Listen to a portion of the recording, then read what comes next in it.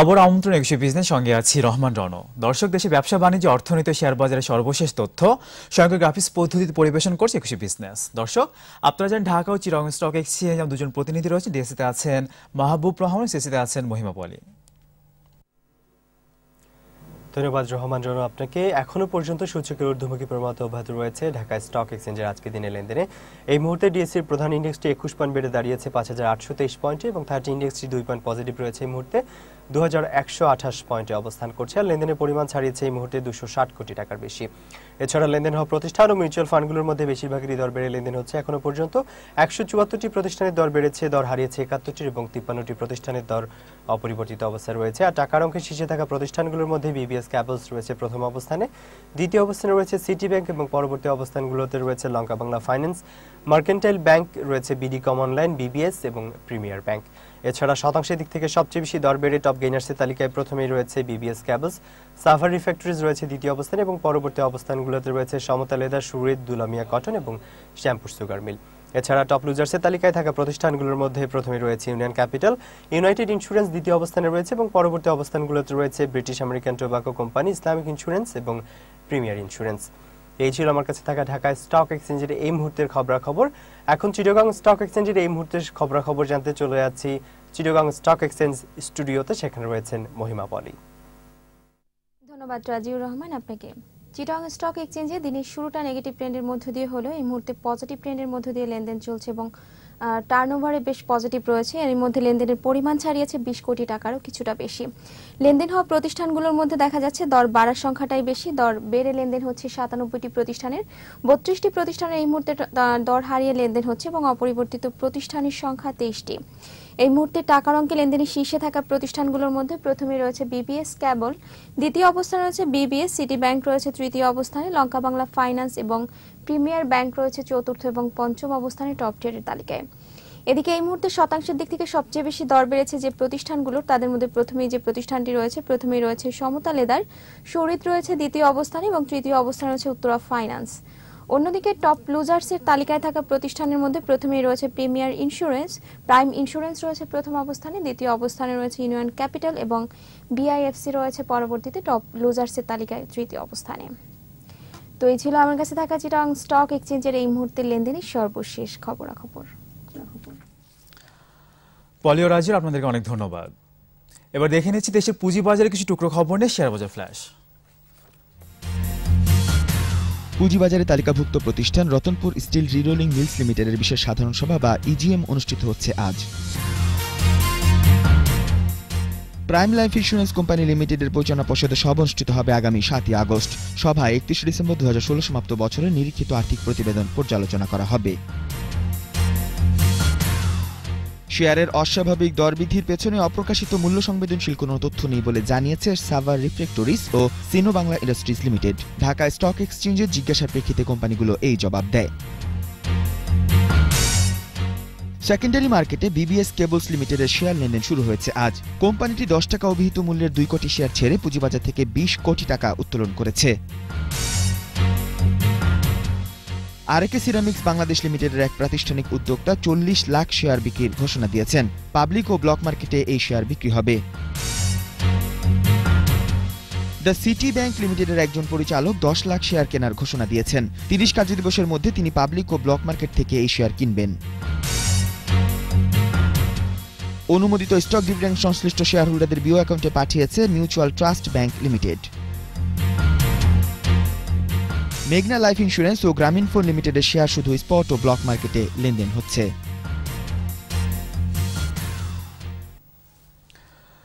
পুঁজিবাজার তালিকাভুক্ত বেশ কটি কোম্পানি 2017 সালে দ্বিতীয় প্রান্তিকের অনিরীক্ষিত আর্থিক প্রতিবেদন প্রকাশ করেছে। দর্শক, চলুন দেখে নেই কোম্পানিগুলোর ইপিএস চিত্র।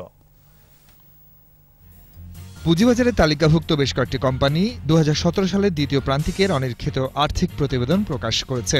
দ্বিতীয় প্রান্তিকের অনিরীক্ষিত আর্থিক প্রতিবেদন অনুযায়ী 2017 সালের এপ্রিল জুন সময়ে রিপাবলিক ইন্স্যুরেন্সের শেয়ার প্রতি ইপিএস দাঁড়িয়েছে 56 পয়সা, এক্সিম ব্যাংকের ইপিএস 98 পয়সা, দ্বিতীয় প্রান্তিকে বাটা শুরু ইপিএস 26 টাকা 74 পয়সা, স্ট্যান্ডার্ড ইন্স্যুরেন্সের ইপিএস 44 পয়সা, বেলিজিং এর ইপিএস 41 পয়সা, সিটি জেনারেল ইন্স্যুরেন্সের ইপিএস দাঁড়িয়েছে 57 পয়সা। দ্বিতীয় প্রান্তিকে পূর্বী জেনারেল ইন্স্যুরেন্সের ইপিএস 25 পয়সা, সেন্ট্রাল ইন্স্যুরেন্সের ইপিএস 44 পয়সা, স্টার্ন ইন্স্যুরেন্স ইন্স্যুরেন্সের ইপিএস 66 পয়সা, ব্র্যাক ব্যাংকের ইপিএস 1 টাকা 25 পয়সা, মিউচুয়াল ট্রাস্ট ব্যাংকের ইপিএস জানানো হয়েছে 29 পয়সা, টাকাফুল ইন্স্যুরেন্সের ইপিএস এসেছে 41 পয়সা, রেকিট বেনিফিসিয়ারি ইপিএস 14 টাকা 11 পয়সা, ট্রাস্ট ব্যাংকের ইপিএস 1 টাকা 7 পয়সা।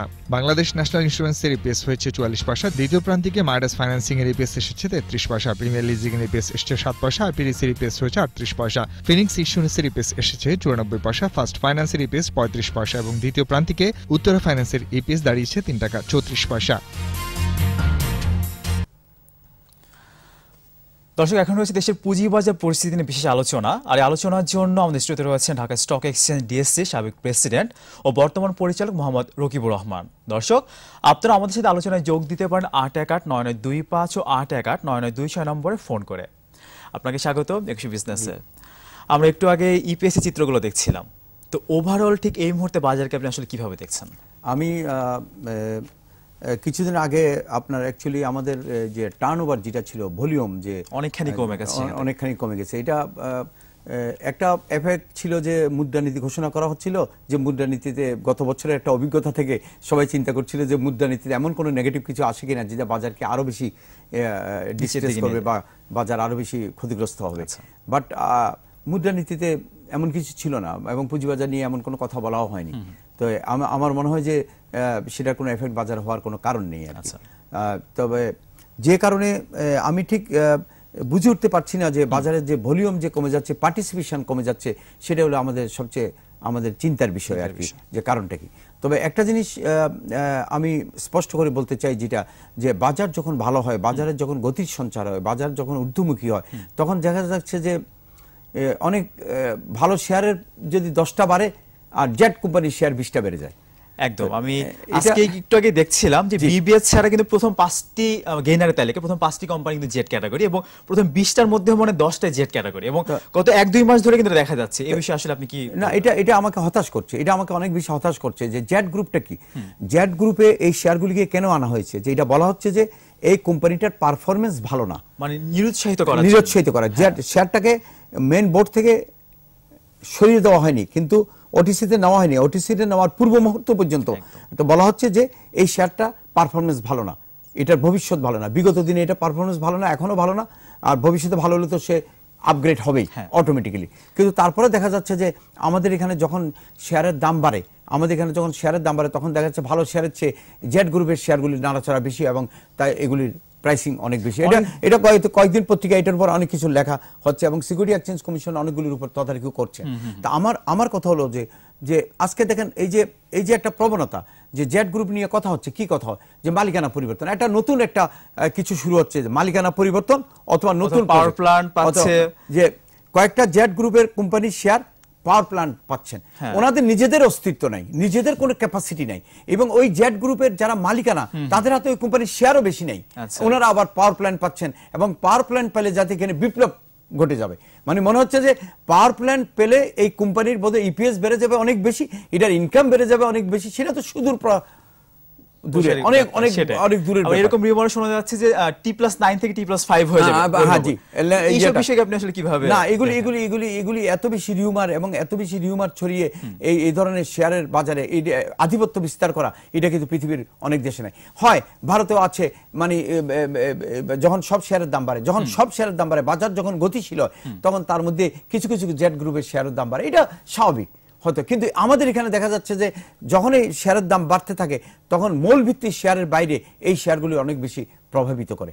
তখন আমার দেশে আমরা যদি সুশিক্ষিত বিনিয়োগকারী না পাই, আমরা যদি নলেজেবল বিনিয়োগকারী না পাই, তাহলে তো ভালো বিনিয়োগকারী যারা বিনিয়োগ করতে চায় তারা তো আসবে না। তারা তো এই বাজারটাকে তারা তো বিশ্বাস করতে পারবে না যে আমি একটা ভালো শেয়ারে বিনিয়োগ করতে চাচ্ছি, অথচ আমার শেয়ারটা নড়াচড়া হবে না, অথচ যে শেয়ারটা কিছু দিচ্ছে, বছরে বছরে ডিভিডেন্ড পে আউট করছে, যে শেয়ারের ইপিএসটা ভালো, যে শেয়ারের ভবিষ্যৎ ভালো, সেই শেয়ারের উপর থেকে যাচ্ছে এবং প্রাইস উঠতেই পারছে না, প্রোডাকশন নেই, তাদের শেয়ার কিন্তু হ্যাং হচ্ছে। তো এটা তো একটা ভালো সুস্থতার লক্ষণ। এখন একদিকে যদি বিনিয়োগকারী যদি এই বিহেভ হয়ে থাকে, আর অপরদিকে যদি ভালো শেয়ারের সংযুক্তিকরণ না হয়, ভালো কোম্পানি যদি বাজারে না আসে, দুই দিক থেকে যদি দুইভাবে বাধাগ্রস্ত হয়, তাহলে বাজারটা আমরা গতিশীল হবে কেমনে বলেন আপনি আমাকে? এই বাজারটা গতিশীল হবে কেমনে? আর আমাদের এই বাজারটাকে গতিশীল করার জন্য তো আমাদের এই কাজগুলি তো করতে হবে। আমাদের ভালো ভালো কোম্পানিগুলিকে নিয়ে আসতে হবে। সরকারের হাতে থাকা শেয়ার আমি মনে করি অনতিবিলম্বে ছেড়ে দেওয়া উচিত এবং মাল্টিন্যাশনাল কিন্তু অনেক দিন ধরে কথা হচ্ছে, আবারও আসলে কার যদি 1 বছর পিছিয়ে গেল, মানে এটা তো আমি বলি এটা নেগেটিভ একটা সিদ্ধান্ত হয়েছে যে গত 26 তারিখে যে বৈঠকটা হয়েছিল 2010-এ 26টা কোম্পানি শেয়ার ছেড়ে দেওয়ার জন্য নির্দেশ দেওয়া হয়েছিল মাননীয় প্রধানমন্ত্রীর দপ্তর থেকে। আজকে কত বছর পেরিয়ে গেল কিন্তু এই শেয়ারগুলি ছাড়া হলো না। আমার কথা হলো যে সরকারের হাতে যে শেয়ারগুলি আছে তার একটা অংশ জনগণকে সম্পৃক্ত করে তাতে জবাব দিতে পারে, দায়িত্ব পারে। সেখানে যারাই পরিচালনা, সরকারই তো পরিচালনা করে, সরকারের কর্মকর্তারা পরিচালনা করে, আমরারাই পরিচালনা করে, এটা তো নিয়ন্ত্রণ কারো হাতে যায় না। কিন্তু এখানে ভয়ভীতির কোনো ব্যাপার না এবং এগুলিকে তৈরি করার জন্য এত দীর্ঘ সময় দেওয়ার অর্থ হলো এটা না হওয়া, মানে এটা হওয়ার কোনো মানে সময় পিছাচ্ছে মানে এটাকে ডিনাই করা, যেটাকে ডিলে করা, এবং ডিলে করার অর্থ হলো এটা আর বাজারে না আসা। তা তেমনি ভাবে সরকার যে পাওয়ার প্ল্যান করছে, সরকার যে বিদ্যুৎ খাতে যে কোম্পানি করে, যে বিদ্যুতের কোম্পানি অবকাঠামো ইনফ্রাস্ট্রাকচারে করছেন, জ্বালানি খাতে করছেন, তো এগুলিকে তো কোম্পানিতে রূপান্তরিত করে আমরা বাজারে নিয়ে আসতে পারে এবং জনগণকে সম্পৃক্ত করতে পারে। বাংলাদেশের হাজারো বিনিয়োগকারী আছে, নন রেসিডেন্ট বাংলাদেশি হাজারো বিনিয়োগকারী আছে যারা এখানে সম্পৃক্ত হতে পারে। তো এইভাবে যদি পরিবর্তন না হয়, এইভাবে যদি ইনজেক্ট না হয়, এইভাবে যদি ভালো ভালো শেয়ার যদি না আসে, ভালো ভালো কোম্পানি যদি ইনজেক্ট, বড় শেয়ার না আসলে বড় বিনিয়োগকারীও আসবে না, বিদেশি বিনিয়োগ কিন্তু না, বিদেশি বিনিয়োগকারীরা হতাশ হয়ে যাবে। কারণ তাদের যদি স্ক্রিপ্ট সীমিত হয়ে যায়, যদি আপনার ইনভেস্টমেন্টের জায়গাটা যদি সীমিত হয়ে যায়, মানে কয়েকটা কোম্পানির মধ্যে যদি সীমাবদ্ধ থাকে, তাহলে সেখানে ভালো বিনিয়োগকারী আসবে না, বিদেশি বিনিয়োগকারীরা খুব বেশি ইন্টারেস্ট হবে না। কারণ আপনার অপশন থাকতে হবে, আপনার হাজারো শেয়ার থাকতে হবে, ভালো ভালো কোম্পানি থাকতে হবে, প্রচুর কোম্পানি থাকতে হবে ভালো ভালো, যেগুলি আপনার অপশন থাকবে, যেগুলিতে আপনি বিনিয়োগ করবেন এবং যেগুলিতে আপনি লং টার্মে থাকবেন। আমাদের হাতে একটু ফোন আছে, ফোনটি নিয়ে আসি। হ্যালো দর্শক, আপনার নাম বলে প্রশ্ন করুন। হ্যালো হ্যালো হ্যালো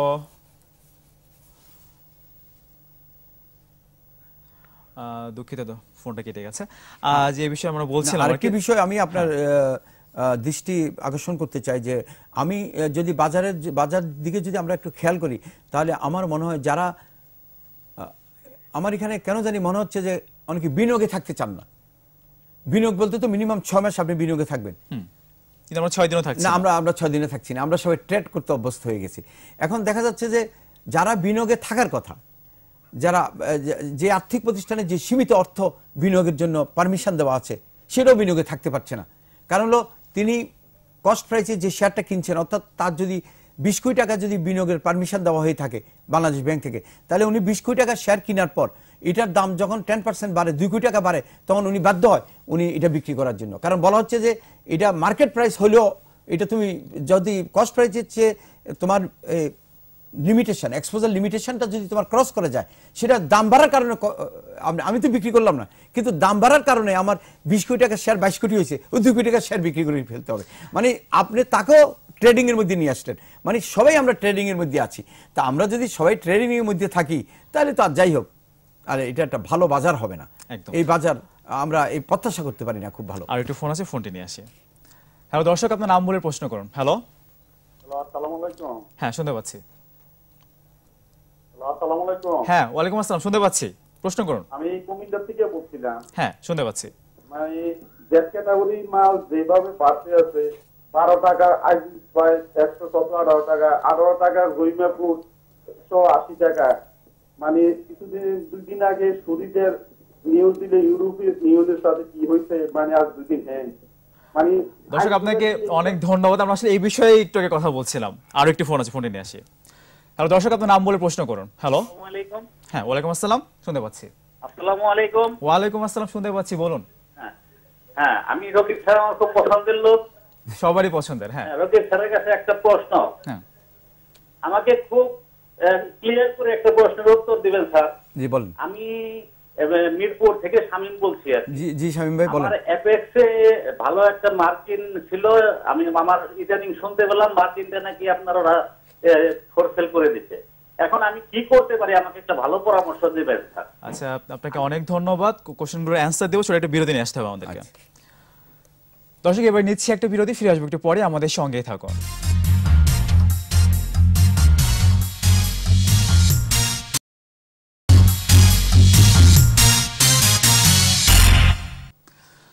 আবারও স্বাগত একুশে বিজনেসে। দর্শক, বিরতির আগে দেশের পুঁজিবাজার পরিস্থিতি নিয়ে কথা বলছিলাম ঢাকা স্টক এক্সচেঞ্জ ডিএসসি সাবেক প্রেসিডেন্ট ও বর্তমান পরিচালক মোহাম্মদ রকিবুর রহমানের সঙ্গে। আবার ফিরছি সেই আলোচনায়। আমরা আলোচনায় ফিরবো, তার আগে দুটি ফোন আছে, ফোন নিয়ে আসি। হ্যালো দর্শক, আপনার নাম বলে প্রশ্ন করুন। হ্যালো, হ্যাঁ শুনতে পাচ্ছি। হ্যাঁ হ্যালো, শুনতে পাচ্ছি। আমার প্রশ্নটা, আমার নাম তো আমি নারায়ণগঞ্জ থেকে বলছি।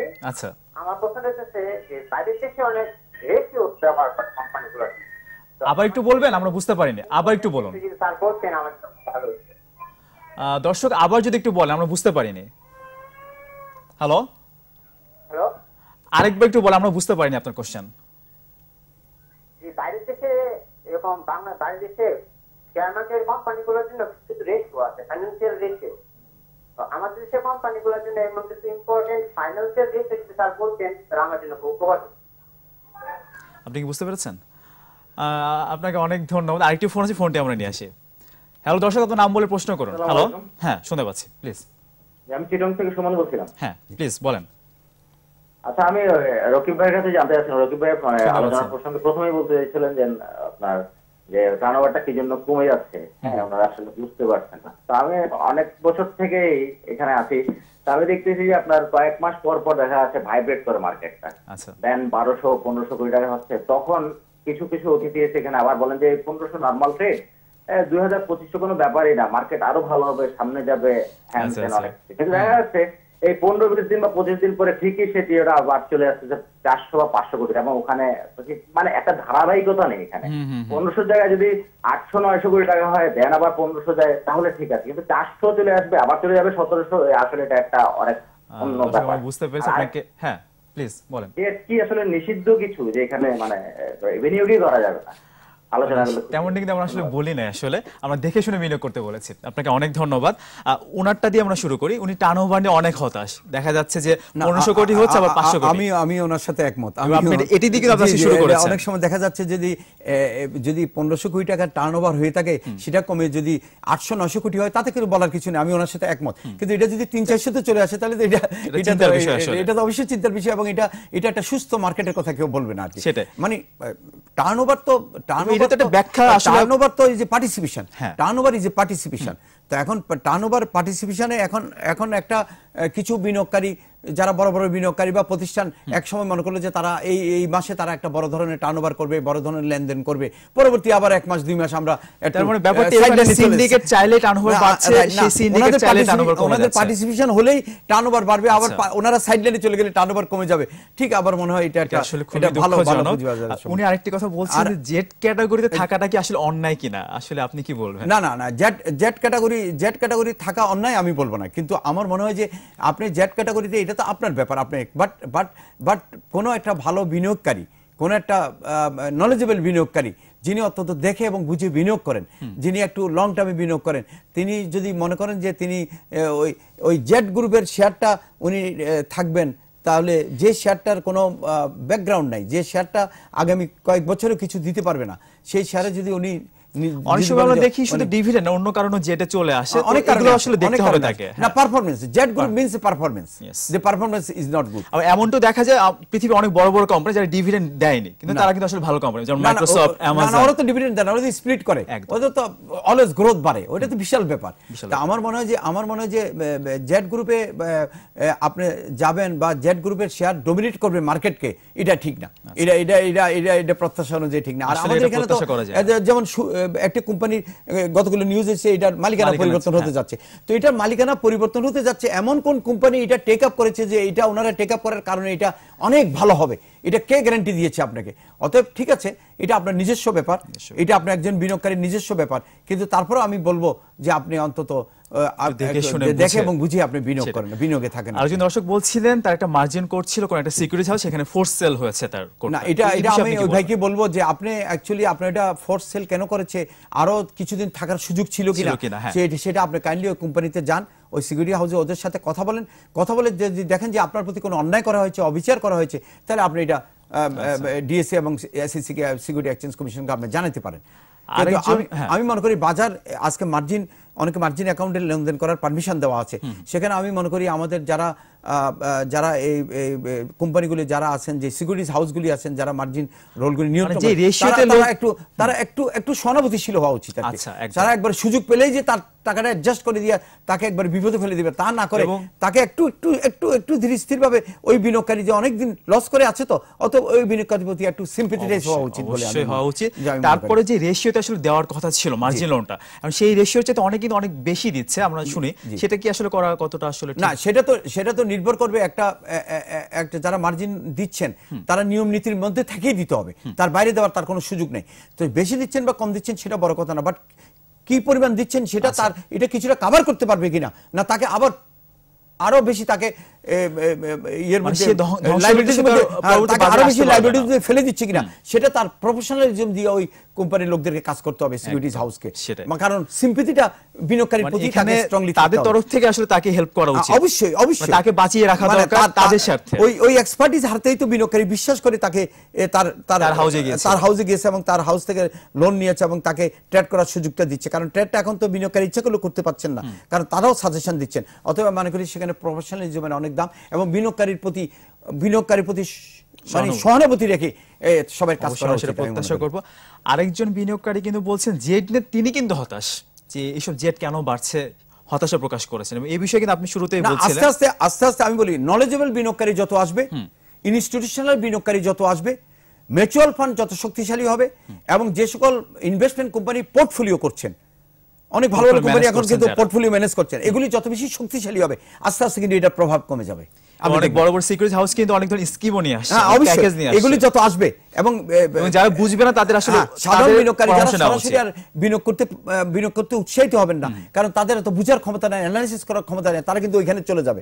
এবং যত মিউচুয়াল ফান্ড আসবে, ওই মিউচুয়াল ফান্ডে প্রফেশনাল দ্বারা পরিচালিত হচ্ছে এখন, এবং তারা যত বেশি আসবে, যেমন ভারতের মিউচুয়াল ফান্ড, ভারতের investment bank mutual fund portfolio যারা ম্যানেজ করে, তারাই কিন্তু বিদেশি বিনিয়োগকারী, তারাই কিন্তু ভারতের আপনার স্টক মার্কেটকে আজকে বছরের পর বছর স্ট্রং করে রাখছে, কিন্তু তাদের প্রফেশনালিজমের মাধ্যমে। বাংলাদেশে এটা আসবে, আর দেরি নেই, বাংলাদেশে আস্তে আস্তে এগুলি স্ট্রং হবে এবং এগুলিকে এনকারেজ করা অনেক বেশি দরকার।